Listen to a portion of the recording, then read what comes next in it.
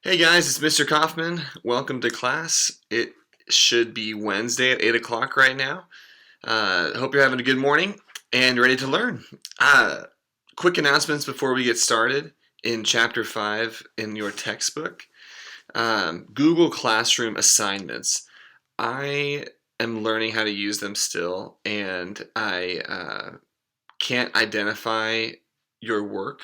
I can see everybody's submissions, but there's no name on the work. So to fix it temporarily, if you guys could type your name on question number 1 for short answer responses. So for example, question number 1, activity number 1, just put Robbie Kaufman, period, and then your answer for number 1, and then continue with the worksheet. Therefore, I can see your answers and have your name on your work. If it's a multiple choice question, there's nothing we can do. So just finish those. Do your best on them, but I'm going to grade those as completion this week. I figured out the solution, but I cannot retroactively edit those activities to put your name on them. So next week, everything will be okay. Just thought I'd inform you of that. Please do it. I'll type the announcement on the stream as well. Okay, so Chapter 5, it gets started on page 164. It talks about some of the objectives. We're going to learn some commands, how to remind some people to do some things. But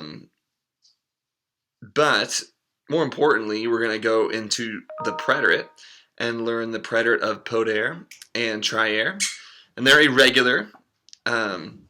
We'll also learn about verbs with reflexive nouns, possessive pronouns, some negative expressions, and etc. We'll get to that. So, page 166, there is a vocabulary section. Put these in your notes. Go through these and speak them out loud. Make sure you understand the sentences. There is a review page at the very end of the chapter called Ripasso, and it's on page 197. Will be a review of vocabulary section 1 and also section 2, but section 1 for now. There's also some other just practice things in there. We'll use that at the end of the chapter. It's really helpful. But in vocabulary section 1, the green bolded words are what is in the ripasso. I'm going to actually have you guys go through these yourself. I think that it might be a better way to learn for you.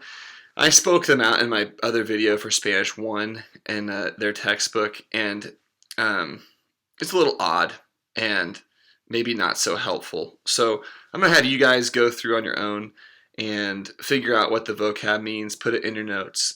But I'm going to talk about the activities on page 168 and 169, just to answer any questions that you might have. So on activity number 1, it's pretty straightforward. You're just going to look at the photos and listen. Well, you're not listening to the conversations. You're going to read the script that I posted on Google Classroom, and you'll just enter the photo letter, so A through E. On that, since it is a short answer, you can put your name on number 1 and then put letter A or letter D, whatever the answer is. Number 2, there's just some definitions. They're trying to define vocab in this section. Some of this is a little bit ambiguous, but I think that it's mostly straightforward. If you have a question on one of these, please let the class know or just let me know. Activity 3 is really straightforward. Activity 4, again, is very straightforward. I put A through C in the instructions on activity number 4. And then activity number 5. So this is saying, ask a friend if they remember to do the following things before they leave in the morning.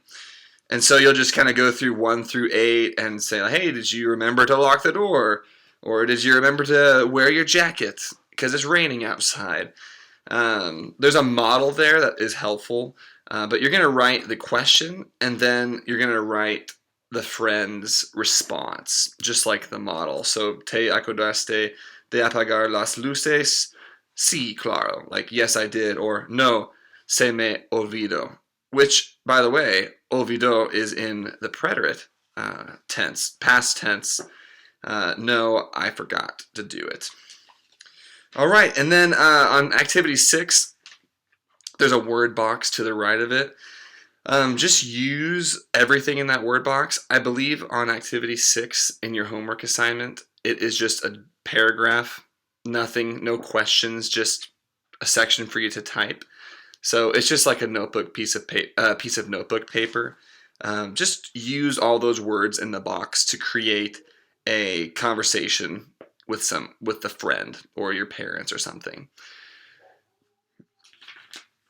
All right, well, that's really it, guys. Tomorrow we'll be in grammar. We'll probably fly through this book somewhat quickly because you guys are really smart, and also because, well, we have a lot of time on our hands. So, thank you very much. I will see you tomorrow. Have a lovely day.